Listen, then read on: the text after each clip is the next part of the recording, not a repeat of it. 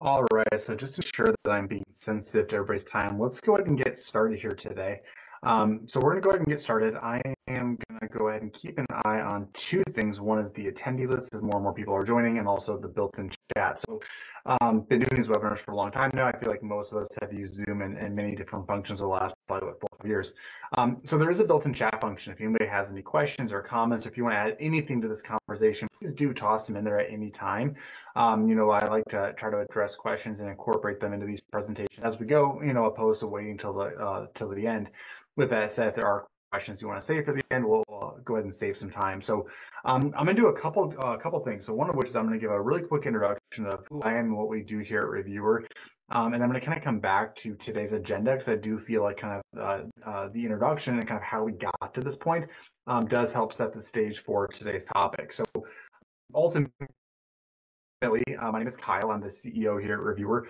We've been doing this now for, I believe, over 10 years. And I think what makes us very, very unique, and hopefully many of you can resonate with this, is that this is what our background looks like. So we come from the space of what I call funding opportunities. So obviously scholarships, grants, investments, things of that nature. And when I say that's where our background came from, we actually were part of the volunteer review and selection teams. Kind of going back in time here a bit, back in like 2008, 2009, most of these types of campaigns were through physical paper. And maybe some of you are still kind of doing that. And so as a volunteer, we literally would have hundreds and hundreds and hundreds of binders being mailed to our doorstep. And we were tasked with handwriting notes and feedback and scores, and sometimes we have to mail it back. Sometimes we meet on the weekends with other committee members. And at the time, it was okay. We were volunteering because we were part of these mission-driven organizations, and there really weren't any alternatives out there. Now, I think where the challenge for us lies, and maybe this is where many of you might be currently sitting, I'm very open to learning more about how you guys are currently running your campaigns, because it does help kind of influence where we're going to go with today's conversation. Was kind of the onslaught of technology. So you start to see all these types of scholarships, grants, and submission-based programs start to leverage Google Forms, Dropbox links, tons and tons of emails, attachments, Word documents, spreadsheets. That list goes on and on. And so none of those tools are really intended for the task at hand, although they were still quote unquote online. And going back to today's topic, modern. The challenge, however, is that we would start to use these, and they very much did make our lives easier for certain elements. But then we found ourselves having to go and find our own resources and tools to finish the task at hand. So for example, if you were to send me a Google Drive link and say, hey, go review all these scholarship applications, I'm going to download them, export them, store them locally, find a spreadsheet, add my scores and notes, and then try to get it back to you. So yes, we're using an online tool, but I'm still doing a ton of manual effort. So as a byproduct, I think two really terrible things started happening. Number one is from a submission perspective, their information would get lost, right? Because they're sending it in a wide variety of formats that had to get exported or recompiled and shared with us, or it would go to a spam filter. And there was use cases that we heard where literally teams would sit down and award scholarship funding, and then months later find out that there were deserving applicants that never even got included in the selection process. So obviously, as a mission-driven organization, that just physically can't happen. It kind of makes the hair on my arms stick up. And so there was that element happening. The other thing we started to see is that there was a lot of personal biases being put forth by review committee members. And many times it wasn't on purpose, right?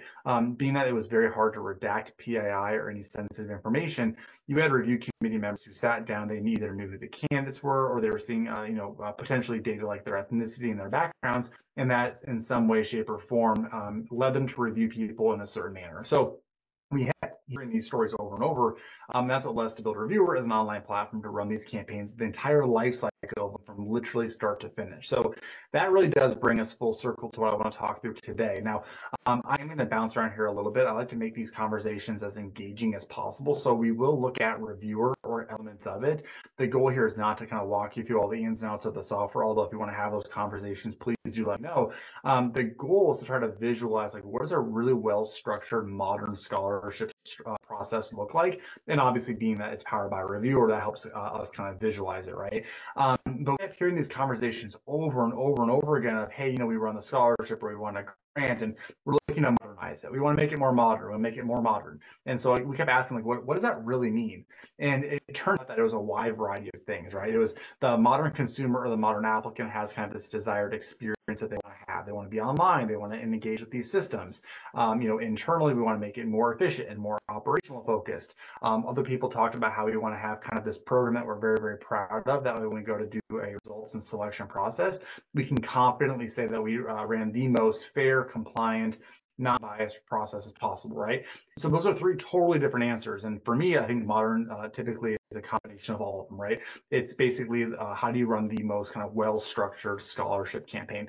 And I want to walk you guys through here today. So we are going to kind of preview one of our clients. I think just does things in a very well structured process. So I'm going to review kind of what their submission workflow looks like. I think we're going to incorporate some emerging trends as well as how to handle some complex processes. And then kind of jumping all the way to the end is like, what does a review and selection process look like? And that's such a broad term, but we've seen so many unique ways of taking your applicants and then pairing them with a team for selection that if I had to kind of sit back and say, okay, if this was what I would consider modern, or if I was running my own scholarship, like how would I do that? And that's kind of what we're going to start with here today. So again, with that said, if you guys do want to kind of toss in any kind of notes or questions or anything at all within the chat, please do. I was going to try to ask everybody here a question, but for some reason it's trying to send a direct message to an individual. So I'm not going to do that. But I am curious, if anybody is doing references, open call for references, toss that in the chat. I'm interested. And then also, if any of you guys are using kind of the more manual processes, let me know. But kind of jumping into today's conversation. So the first thing I want to start with is the submission experience, and this will make total sense on why I asked the question about a reference. So generally speaking, as far as the online or application process goes for a scholarship, you guys are in a very tough environment, right? You're kind of split in the sense that you have to collect very specific information because you're going to have to review those applicants and make a selection off of it, right?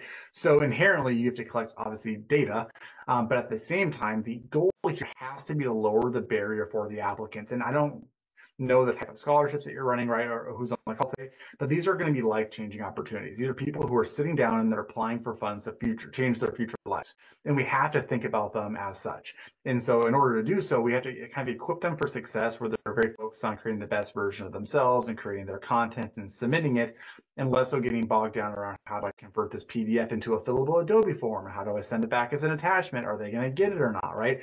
So all of those thoughts have to kind of get pushed aside. We want the applicants to come in, be hyper efficient. They can save, they can log out, they can work at their own pace.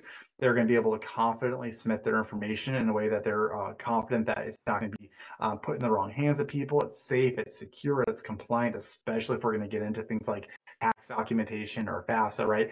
A surprising number of applicants are actually deterred from applying for funding because they just don't know what's on the other end, right? They're going to put forth some private information, like where's it going to go? So we'll kind of get more into that. It's also a tricky situation where, for whatever reason, I feel like most people nowadays are getting really, really good grades. And so if you're running a scholarship program that relies very heavily on academics, how do you start to differentiate one candidate from the next? And just bigger picture for everybody else is you do have to make some tough decisions. Some of you are going to be offering scholarships that are very need-based, where it's you're not awarding a set number of scholarships. You're just going to allocate funds as you have them. So it's a little bit different of a conversation, but how do you take your pool of applicants and empower them to differentiate themselves outside of your very typical SAT scores or things like that? And then the last piece of that puzzle, which I mentioned, is references. So how do you collect kind of a non-biased third party's perspective about the applicant? And just kind of the teaser for you, it's not letters of recommendation. That is a very, I guess, deep emerging trend that we're starting to see, which I'm going to talk about here in just a minute. So with that said, like what does a very, very modern online submission process look like for your campaigns? So it all starts with accessibility. So this is one of our clients. This is their website. I think the reason why I want to show this to you is that I want to make sure we have cohesiveness between branding. So all of our clients likely are using their websites where they have information about the program. So dates, deadlines, requirements, things of that nature. What I will say is they have a section here called submission requirements. This is not covered in that kind of agenda that I talked about, but I would actually have a section called proof of process. And what this is basically going to say is here is a public statement that says, hey, look, if you are applying to our scholarship, this is the process that you're going to go through. Here's what we're going to collect from you. Once we collect that information, you're going to get reviewed by a certain number of judges. You're going to be leveraged with a score sheet. Here's our dates and deadlines. That way, when the whole program wraps up, if they ever contact you and they ask for the results, or I've seen this happen way too many times. If a parent or a spouse calls and says, "Hey, why didn't so and so get a scholarship, but somebody else did?" You can kind of go back and say, "Well, look, we talked about this proof of process, and here's the actual proof that we followed the process that aligns within the tool that you're using." So it seems like a small thing, but I think you'd be surprised at the number of times I've heard that conversation come up. So that's not really listed here, although they do have a pretty good outline of what to expect once you begin the application form. I would also note, this is very geography based, but we want to make sure that we're equipping our applicants for mobile devices. Again, it seems like a small thing, but a vast majority of the younger demographic are going to at least start these processes on a mobile device, right? So the programs that you leverage have to scale and be mobile responsive. They may not be filling out the entire scholarship application on their mobile device. They may be finishing on their computer because that's where all the files live, things like that. But we have to not lose them along the way. That is not necessarily part of today's conversation, but I do want to kind of note that everything here starts with the concept called a profile. So if I could stress one point, if you want to talk about a very modern process, this is where it begins because there are so many moving pieces to a scholarship. You've got people and you have submissions, and I say submissions plural because these aren't kind of one and done, one dimensional programs. Many times your scholarship recipients may actually come back into reviewer and submit additional deliverables. So fund disbursement forms, parent signatures, release of additional funds for transcripts. And so the idea is that you don't want to leverage a platform or any type of structure where you have people submitting your applications in one way, and then you start to use a bunch of disjointed or a bunch of other platforms or tools or processes down the road, right? We want to kind of start them in one place, and we want to use that same infrastructure the entire process. On top of that, you've got file uploads, you've got communication, you've got judging and scoring. And so again, it's absolutely essential that we treat these programs as not one-dimensional. Hey, submit us your data. It's hey, here's our engagement portal for your scholarship. All activities and content and structure is going to get consolidated here under one hub. This is very much what the applicants are expecting. So let's kind of go ahead and start that process here. As they jump into the submission process, the first thing I always want to recommend is some type of qualifying questionnaire. Now, for some of you, you may not have disqualification questions. So for you, you're kind of a unique beast where they will proceed on to the form. But the reason I want to start with that is for many scholarships, either A, they might offer multiple opportunities, and A, the applicants aren't even aware of what's available to them, right? You might have such hyper-specific funds that you could be attending a certain school for a certain career path, and as these applicants are coming in, they don't even know which opportunity to apply for. Others are going to apply for absolutely everything under the sun. So how do you do two things? Number one is how do you not waste their time or yours applying for campaigns or scholarships that they just physically can't receive? Or how do you start to create visibility about opportunities that they weren't aware of? So many of our clients will use what I call a personalized experience. And this is a series of questions. In this example, there's only 5 of them, so it's very basic. I have seen some that are hundreds and hundreds of questions. That might be a bit too robust. I wouldn't recommend going that route. But what happens here is basically as the applicants answer these questions, in real time, we create an applicant persona. And so in its very core, most minimal level, it will then say, hey, you either can proceed on or you can't, right? So we're not wasting people's time, both theirs and yours. Or the more robust side of things, they might actually say, hey, based off of what you just put into the system, these are the 4 scholarships that you best align with. Which of them or all of them do you want to apply for? And then from there, as they progress on, every question that you display to them is going to be hyper specific to the scholarship that they chose. Different application criteria, different uploads, different score sheets, different teams, different dates, all that becomes realistic. Now, again, that might be the more robust end of the scholarship spectrum, but I want to showcase that if there are opportunities for us to create a customized or personal experience for the applicants, then we should start to leverage that now. So kind of moving on, I'm going to at a high level run through this scholarship form because again, I think again from a modern perspective, we have to lower the barrier, make it super simple for them, so they can save, they can log out, they can come back later. But I do think that this form does a really good job creating personas about applicants to help kind of select the most qualified candidates. And the reason why I say that is so for many of you, you might be trying to look at multiple components: grades, financial needs, essays, references, all those components. So how do we tell a story? So in this example, the applicant comes in, they tell us more about who they are. Do note that in this example, they are collecting social. I generally wouldn't recommend collecting that personal information. If you are going to do that, save it for the end. So only have those that are selected submit that for verification purposes. Although I did want to emphasize that Reviewer is a SOC compliant company, so we have all the tools in place to ensure that that's being stored in an encrypted, compliant manner. The next question here is asking more for parent information, and then it draws into the bulk of the application. So I think for many of you, this is where you'll take over. So number one, so there's 4 components I believe that go into a well-structured scholarship form. Number one is academic achievements. Now, I know I said earlier on that everybody gets great grades and academics aren't the best differentiating factor. That's why you can do one of 2 things. One is either just include it as part of the overarching process, or you can weight your submissions. So when you go to sit down and do a review and selection process, you need to look internally at your mission and your vision and kind of why you operate. Like, what are the values that you're looking for? And maybe you want to give the essays or the references a higher weight than the grades. You can totally do things like that. In this example, though, they're trying to build a persona of the applicant. So it's asking us more about, like, hey, where do you currently go to school? Not just tell us about your grades, so your class rank and your test scores, but also like attach your transcript. But they also start to go a bit deeper. Again, this aligns with the mission and vision of this organization. They want to know more about your extracurricular activities, your employment, your volunteer opportunities, right? So tell us more about you as a student besides just your curricular grades, right? The next thing that they do, I think, really, really well is they dive into, I believe as we kind of scroll through here, financial need. So financial need is a very kind of gray area. Just because your family might be a high earner does not necessarily mean that you're not in need of financial assistance. There's many, many ways out there to collect this information, and they are tying in multiple. So first and foremost, they want to know, hey, if we fund you for a scholarship, like, what are you going to do with it? So where are you going to go to school? What are you going to go to school for? And what are your kind of current anticipated expenses? Again, financial needs different for everybody. So tell us more about, hey, what is your family's gross income? Tell us more about what you're going to use the funds for, what are your expenses? And then if you didn't get this scholarship, how do you anticipate on funding this, right?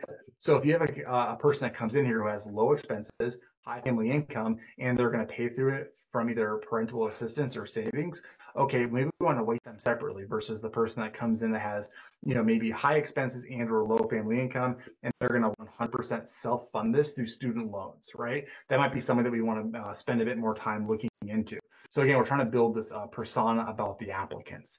Number 2 is, let's tell us more about your financial needs. So it does ask us to upload a 1040 IRS document.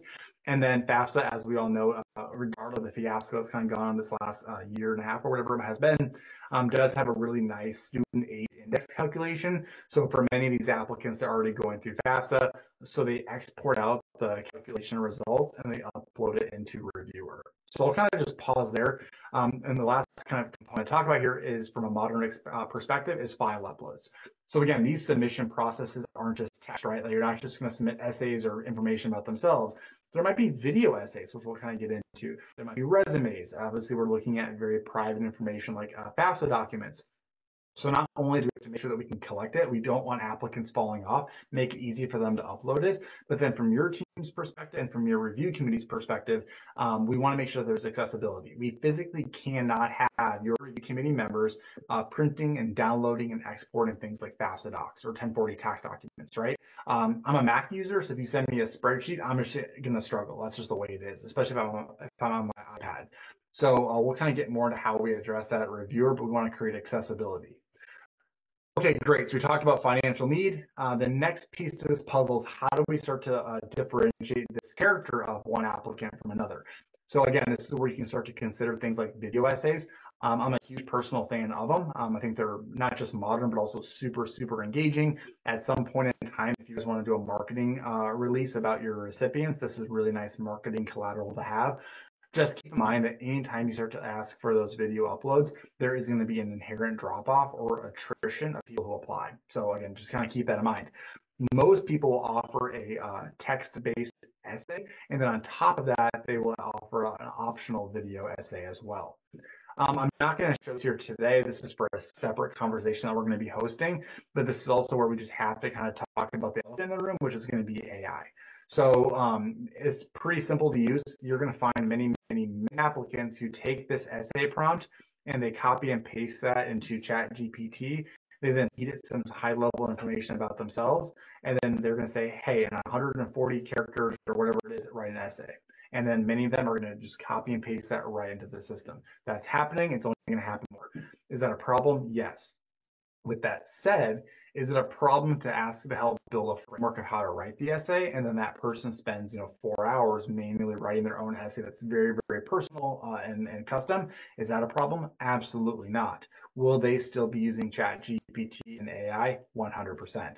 So coming soon, again, this is a future webinar topic. We have a tool called Sidekick, which is going to help us identify the utilization of AI as well as plagiarized material. The goal here is to help you be aware of what's going on and flag it for like, hey, here's who used it 100% versus those that might have used it 5%.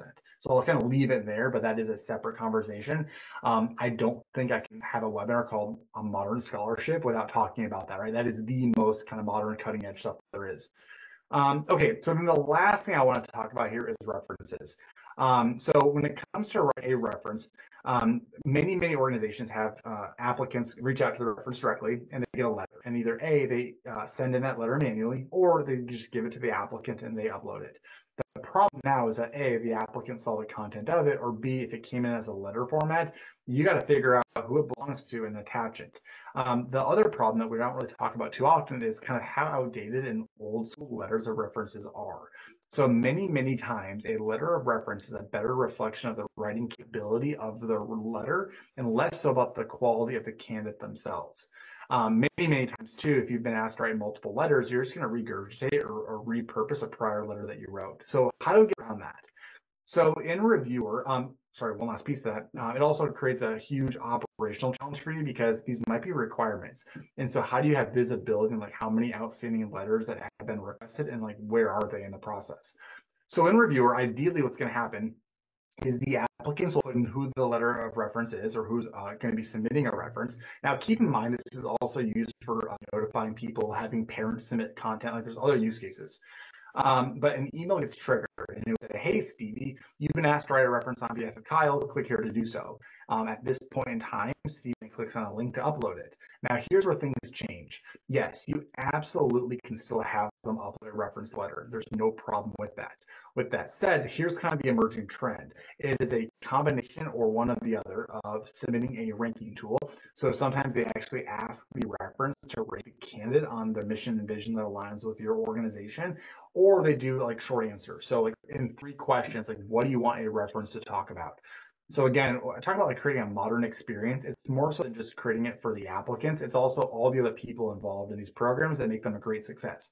So in the sense of a reference, how do you lower the barrier for them? They can save, they can log out, they can just answer the questions as they appear in front of them. They don't have to write things from scratch, export it, download it, and try to ship it back off to you. They just come into the system and then they just fill it out. Boom, they're done. Now, better yet, how do we give you guys complete visibility? So operationally speaking, I'm not going to talk a lot about dashboards today, but it will show you in real time like how many outstanding references have been requested. Are they done? Are they not done? If they're not done, 2 things happen. You can send them either manual or automated reminders, and the applicants can have visibility of which other references aren't done without seeing the content of it. That way they can kind of do their own personal follow-ups and putting the ownership on them. And then lastly, it can notify the applicant saying, hey, all of your references have now been submitted. So it helps bring kind of peace of mind and visibility to the program. So again, full visibility there.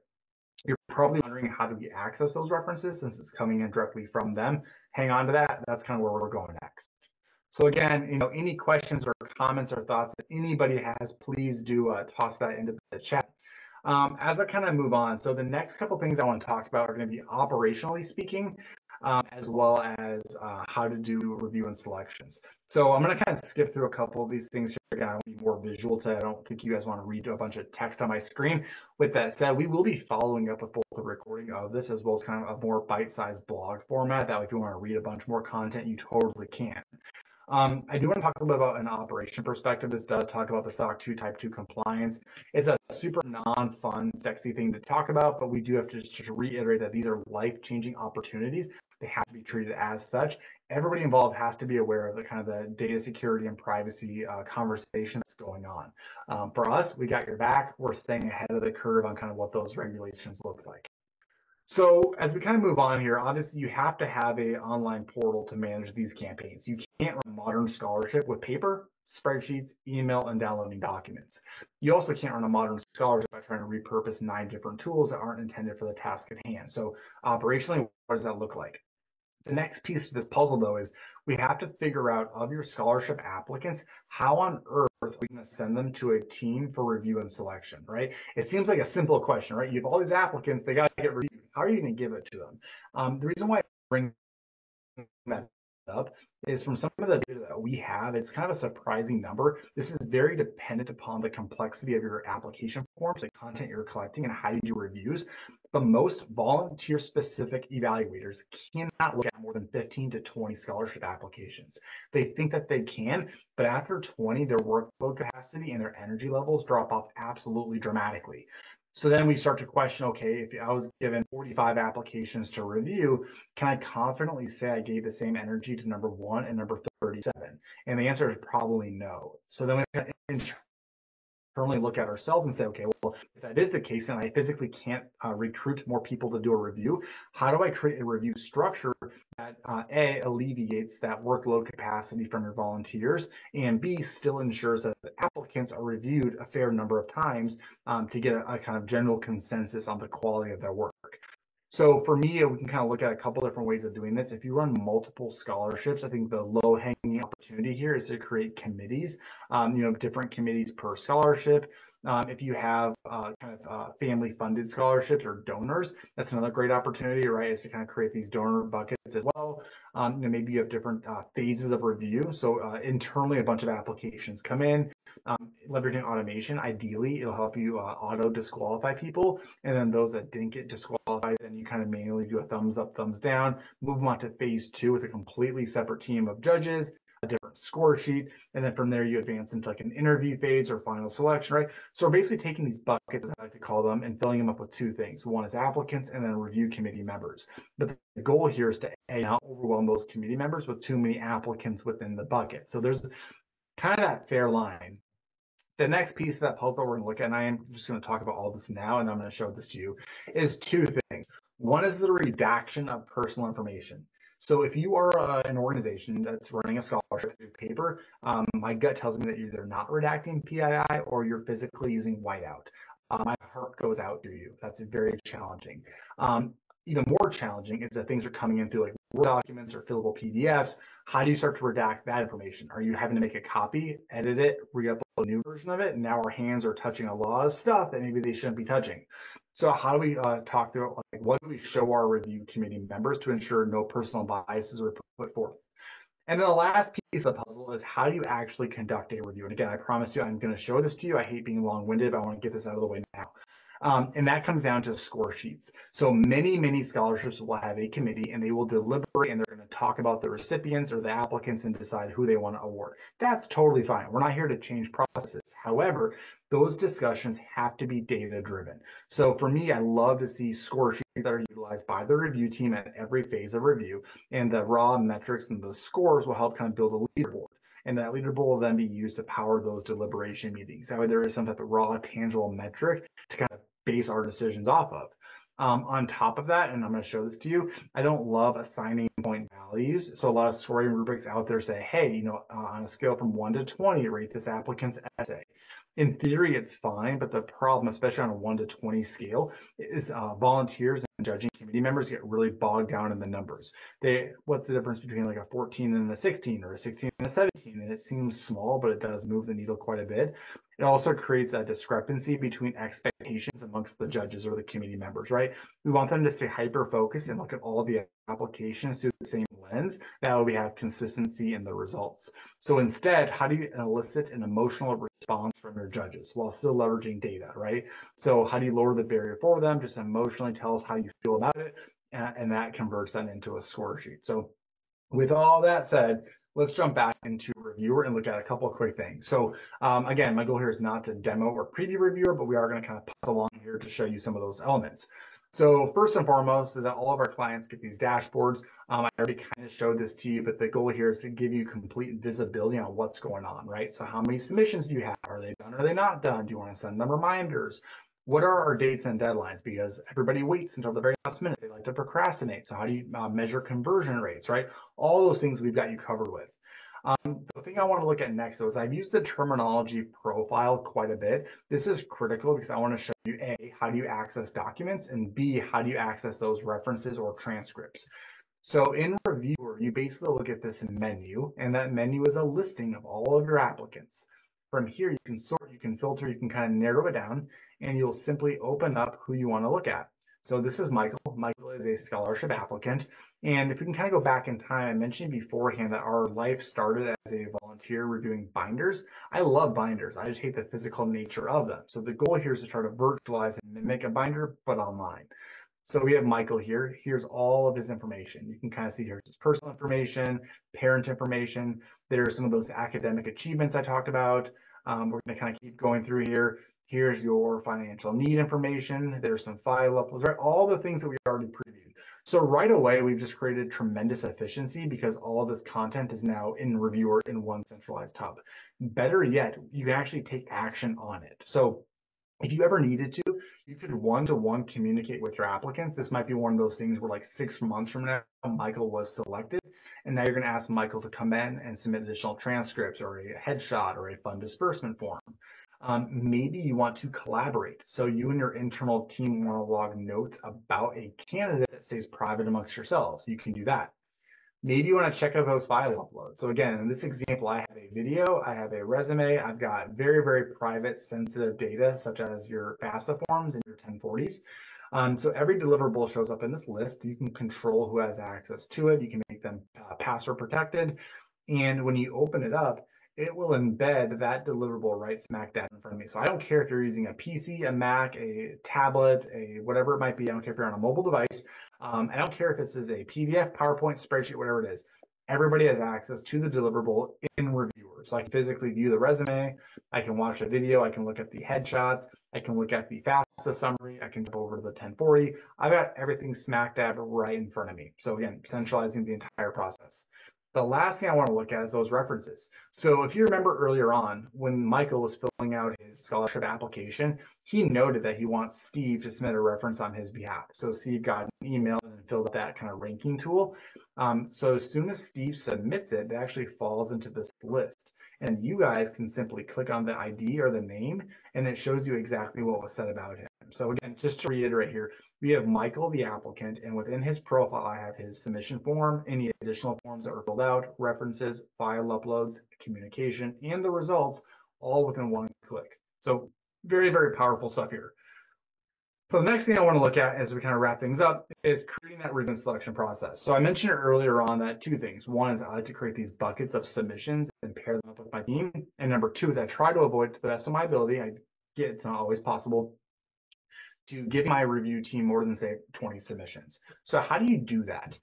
In this example, they broke it up by phase. So there's multiple rounds of review. So phase one has everybody, phase two has a less number of people, so on and so forth. You could do multiple different scholarships. So this might be scholarship one, scholarship two, and scholarship three. When somebody applies, it just drops them into whatever scholarship that they correspond with. That goes back to that intelligent automation. But at the end of the day, what we basically have here is two things. We've got a bucket that's full of applicants and then a bucket full of team members. In this example, whenever Simon, Paula, and Mark come into Reviewer, they will physically only have access to the submissions in the bucket you want them to have access to. So again, if you have a dedicated committee or if there's like a funder, right, a donor, you can give them access to just the submissions that they should have access to. So this works really well at making the assumption that there's less than 25 submissions or so in one of those buckets. But what if there's 300 submissions? So what you can do is you can open it up and it shows you a list of all of the applicants. Now I get it, there's not 300 here, there's only 6. It also shows you a list of all of the review committee members. But what I want to show you here is maybe you want to say, okay, well, you know what, we have so many submissions, I need to do two things. One, I want every applicant to be reviewed 5 times, no more, no less. That's very critical for compliance, right? I want everybody to have a very fair opportunity. But at the same time, I don't want my review team to look at more than 20 to 30 submissions. So what you could do is you could bulk select these applicants and then literally type in those metrics. Give each submission 5, or give every evaluator no more than 30 but no less than 20. And then the system will take your submissions and equally and randomly pair them up for you.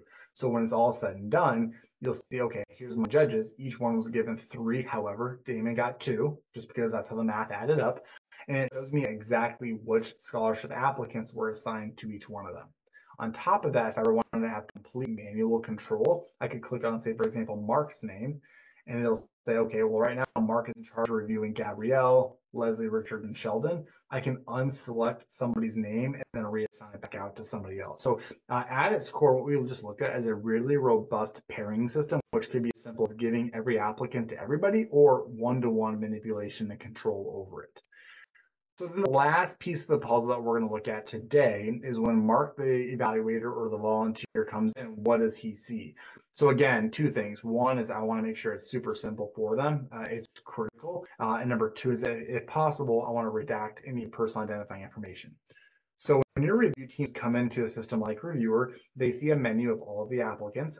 Again, there should be cohesiveness, right, amongst the entire platform. Nobody should get lost. It should all look and feel the same. And then your team will obviously see a list of your applicants. Now, again, if you are redacting things like name, it just is an ID number that shows up. Seems like a small thing. It's very common for evaluators or volunteers to, after they conduct a review, maybe they want to go back and reevaluate people that were maybe really high or really low scores, or they want to go back and relook at the first couple just because there's a baseline to compare them against. So we want to make it very, very easy for your review team to see kind of where they left off, what their progress is, and if they want to make those edits, allowing them to do so if you want them to up until a deadline.